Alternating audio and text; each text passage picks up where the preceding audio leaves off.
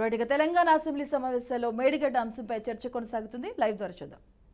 Falls propaganda మీది అంతా falls. మీరు లెక్కలతో సహా చెప్తా, మీకు లెక్కలతో సహా చెప్తా. Total water lifted from Medigadda, ఇది అఫీషియల్ లెక్కలు. మరి ఇరిగేషన్ డిపార్ట్మెంట్, పవర్ డిపార్ట్మెంట్ కలిసి రాసిన లెక్కలు.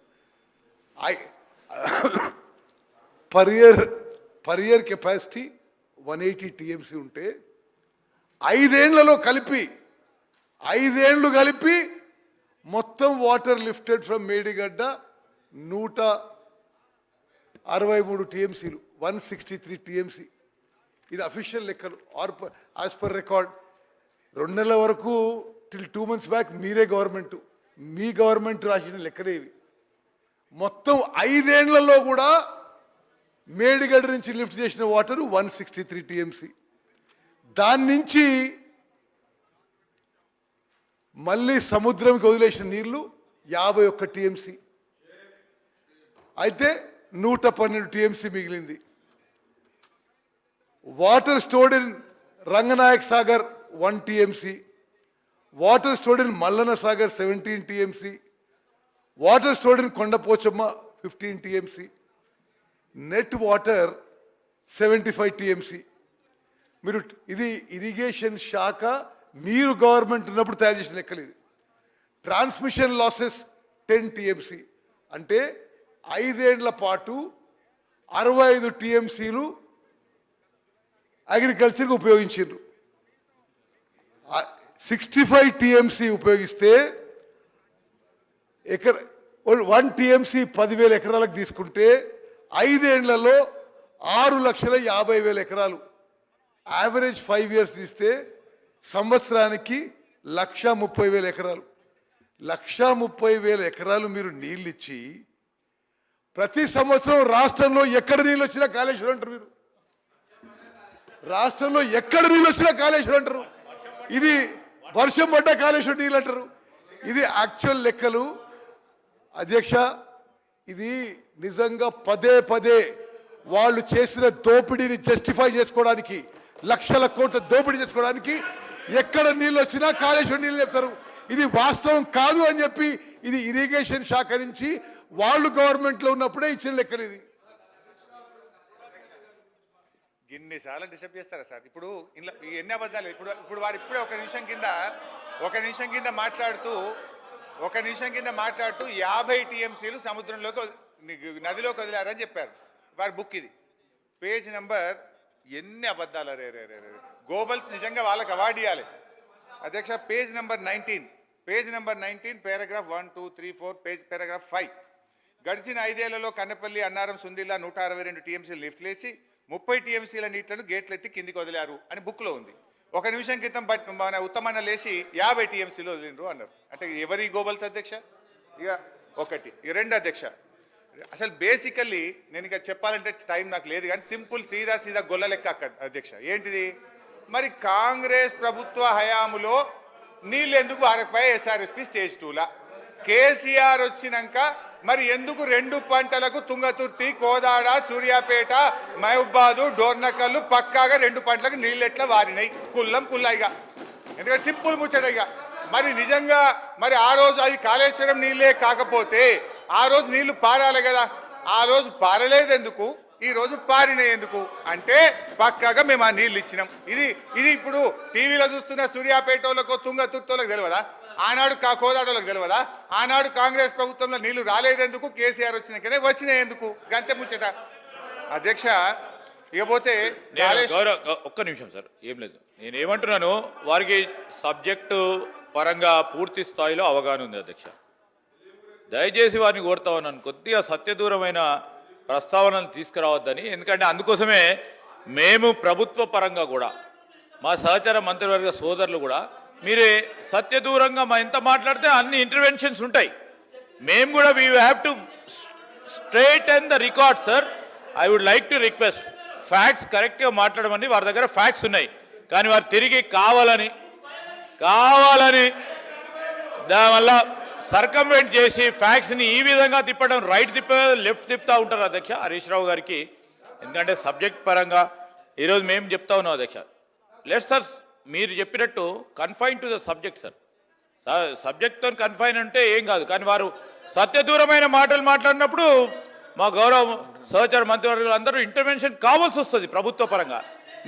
మీరు ఏదంటే మాట్లాడితే మేము వినుకుంటూ ఉండలేం కదా సార్.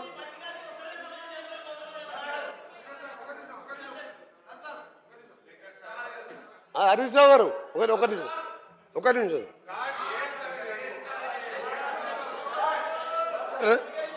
వారు గౌరవ ఇరిగేషన్ శాఖ మంత్రి గారు అప్పుడుగా పనిచేసినప్పటికీ మా దగ్గర బ్రాహ్మణం వెళ్ళంలో ఉదయ సముద్రం ఇరిగేషన్ ప్రాజెక్ట్ సార్ 80% అయిపోయింది. 200 కోట్లు పెడితే దాదాపు 1,00,000 ఎకరాలు నీళ్ళు వచ్చే ప్రాజెక్టు.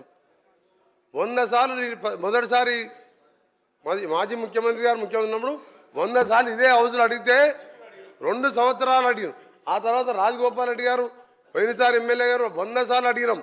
200 కోట్లు పెడితే 1,00,000 ఎకరాలు నీళ్ళు వస్తాయా అంటే వీళ్ళకి చేతులు రాలే. వీరు మాట్లాడుతుంది సార్ గౌరవ హరీష్ రావు గారు మాట్లాడేది ఈడికెళ్ళంట సూర్యాపేటకు నీళ్ళు తీసుకుపోయినంట. మూసి నీళ్ళు సార్ పిల్లాయిపల్లి కాలువ 350 కోట్ల రూపాయలు శాంక్షన్ చేపించి 5 ప్యాకేజీలు చేసి అప్పుడున్న 5 ఎమ్మెల్యేలు పంచుకుంటే ఇప్పటికి పూర్తి కాలేదు సార్. ఈయన గోదావరి నీళ్ళు ప్రాణాయిత అక్కడికి వెళ్ళి సూర్యాపేట తీసుకొచ్చినట్టే మీరు నమ్మాలి. నల్గొండ జిల్లా పోదాం సార్, అడుగుదాం అక్కడ పోయి. ఇంకొక చిన్న ప్రశ్న సార్,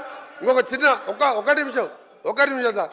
అయినా మీ ద్వారా టీఆర్ఎస్ పార్టీ సభ్యులను కోరుతున్నా గౌరవ మాజీ ముఖ్యమంత్రి వారి గారికి జన్మదిన శుభాకాంక్షలు తెలియజేసుకుంటూ వారు వచ్చి మాట్లాడితే మంచిగా ఉంటుంది సార్. ఈయన పోస్ట్ మ్యాన్, ఈయన ఏం చేస్తాడు సార్? ఈయన హరీష్ రావు ఏంది పైసలు కలెక్షన్ చేస్తాను పనుకొస్తాడు. ఈయనకి సబ్జెక్ట్ ఉందా? ఈయనకు సబ్జెక్ట్ ఉందా?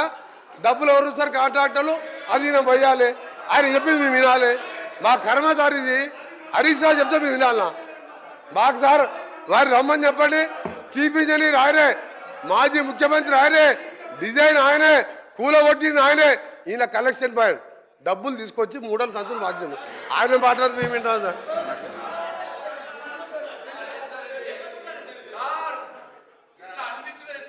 స్పీకర్ గారు వారు అట్లా మాట్లాడితే మీరు రికార్డులోకి అలో చేస్తారా సార్? అది డిలీట్ చేయాలి సార్. అది ఆయనకు రోజు అలవాటు అయిపోయింది సార్. రోజు మాట్లాడు, రోజు డిలీట్ చేసుడు, మేము డిమాండ్ చేసుడు అట్లా సార్. ఇప్పుడు వారు మాట్లాడడానికి ఆధారం ఉందా సార్? శాసనసభలో ఆ రకమైన ఆరోపణలు చేయొచ్చా అధ్యక్ష? దయచేసి ఆ వ్యాఖ్యలు వారు ఉపసంహరించుకోవాలి, మీరు డిలీట్ చేయాలి సార్. Kindly sir. ఇట్లయితే ఎట్లా సార్? మేము సభ హుందాతనం పెంచాలి సార్. మీ ఆ మాటలు తీసేయాలి సార్, దయచేసి సార్, ప్లీజ్ సార్. ఆ మాటలు తీసేయాలి సార్. అవి విత్డ్రా చేయండి సార్. ఇట్లా ఉంటుందా సార్? ఇంత చీప్గా మాట్లాడతారు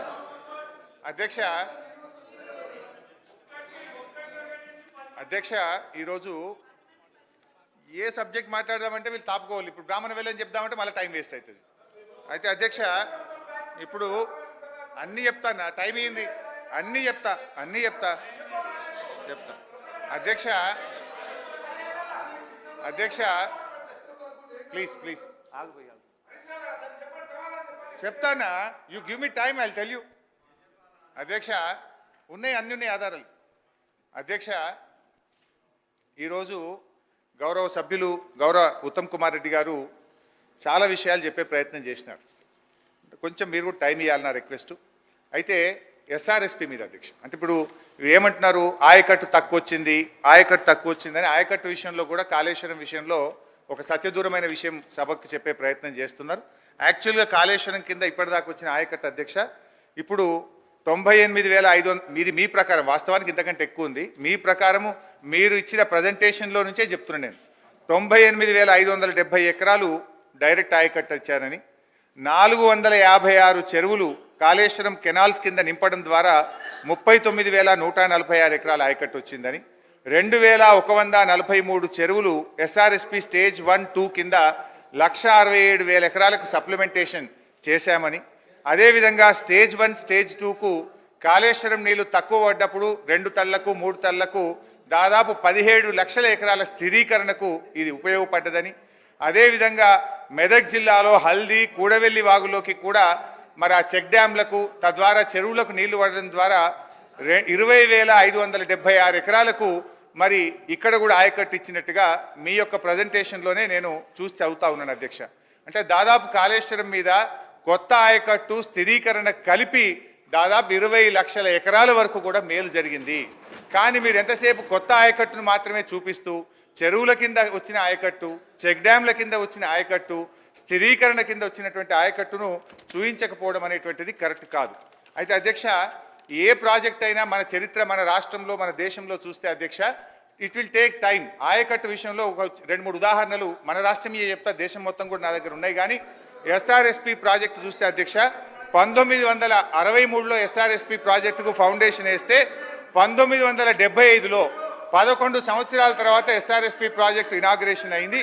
అయితే ఇచ్చిన ఆయకట్టు ఎంత అంటే 25,000 ఎకరాలు. 11 ఏళ్ల తర్వాత ఎస్ఆర్ఎస్పి ప్రాజెక్ట్ ఇనాగ్రేషన్ చేస్తే ఇచ్చిన ఆయకట్టు కేవలం 25,000 ఎకరాలు మాత్రమే.